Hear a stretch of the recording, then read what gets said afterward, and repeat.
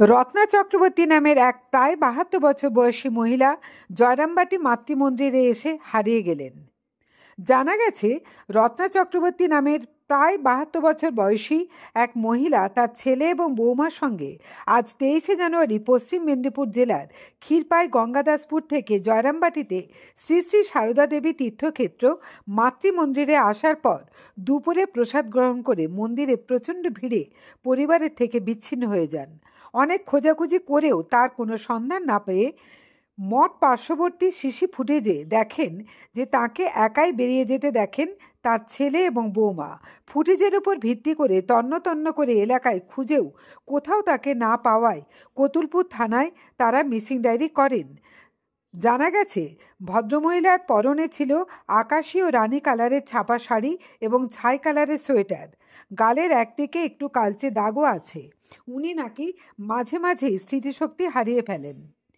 ওনার ছেলের নাম পার্থপ্রতিম চক্রবর্তী, যার মোবাইল নাম্বার 9474574075।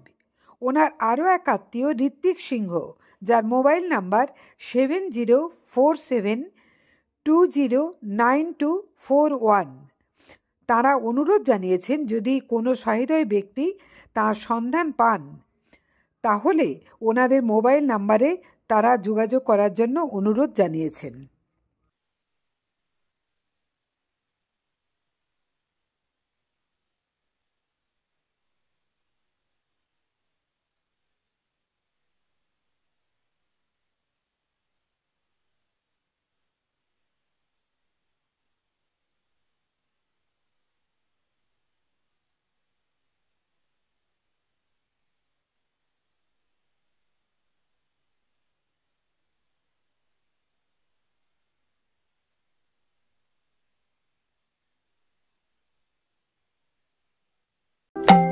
তন্ত্র মন্ত্র করে দেখি তার ভিতরে তুমি না। তন্ত্রমন্ত্রে আমরা বিশ্বাসী নই, মানব প্রেমে বিশ্বাসী।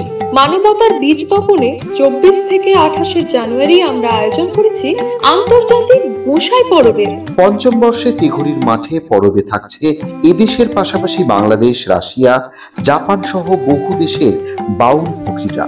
থাকবে পুরুলিয়ার ছোয়ের মুখোশ থেকে খোয়াইয়ের হাট, হস্তশিল্পের সম্ভার, বাংলাদেশের নকশি কাঁথা, পিঠে ফুলের স্টল। মানুষের মধ্যে ঈশ্বরের অস্তিত্ব খুঁজতে সামিল হন আমাদের সকলের উৎসবে। শাস্ত্র গ্রন্থ পড়ি যত, আরো দূরে সরে যাই, আরো দূরে সরে যাই, আরো দূরে সরে